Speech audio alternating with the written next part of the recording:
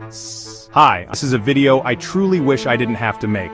Sometimes the quiet institutions we take for granted begin to fracture, and we have to talk about it. Across the United States, something seismic is happening in public broadcasting. The familiar public television brand that educated generations is under strain. Stations are shutting down, others are going independent, severing ties to the network. It's a tapestry of funding cuts, shifting media landscapes, and hard decisions. We'll look at California, Florida, Illinois, New Jersey, and Pennsylvania. When local stations falter, the silence can be deafening. Let's dive into specifics. Our story begins on California's far northern coast, beyond the Redwood curtain. Here, KEET has been a vital link for a rural community.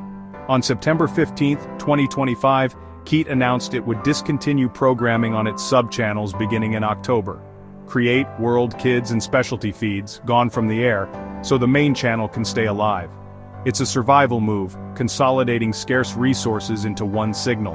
For Eureka and the Redwood coast, the window narrows, fewer choices, less access.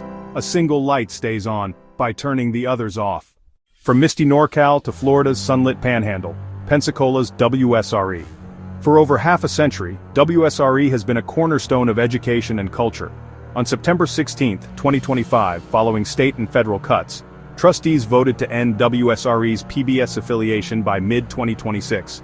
This isn't contraction, it's a full separation. WSRE will become an educational independent. Without PBS, staples like Daniel Tiger's Neighborhood, Frontline, Nova, Antiques Roadshow, and Ken Burns titles depart. WSRE must program 24/7 on its own or acquire content, a brave, risky path, an experiment Pensacola hopes succeeds. Now to Charleston, Illinois, fields of corn and soy home to Eastern Illinois University. University-licensed WEIU-TV has long served learning and community. In August 2025, WEIU announced it would end its PBS affiliation as of September 30th due to cuts from its primary funder. When a university shifts priorities, the station has few places to turn. Losing WEIU as a PBS outlet leaves rural central Illinois relying on distant signals or paid services. A quiet, essential service falls silent. The Prairie grows more barren for learners and families. In one of America's densest states, New Jersey PBS faces a complex crossroads. For years, WNET operated New Jersey's public network under contract. In September 2025, WNET said it would not renew past July 2026. Without a new operator, the network's very existence is at risk. A commission seeks a path. Find stewardship, secure funding, rebuild operations fast. Worst case isn't a schedule tweak, it's going dark. Millions could lose a service centered on New Jersey's own stories.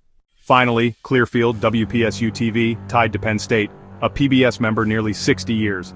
On September 11, 2025, WPSU announced it will cease operations by June 30, 2026. A community nonprofit transfer was proposed and rejected by the Board of Trustees. Complex reasons: liability, spectrum value, institutional separation from broadcasting. Result: shutdown over survival. A public trust deliberately dismantled.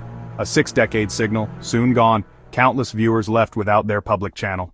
So what can we do? We are not helpless. Support your local station, become a member, even small recurring gifts matter. Be vocal, write stations, university boards, state houses, and Congress. KEET, WSRE, WEIU, NJPBS, WPSU.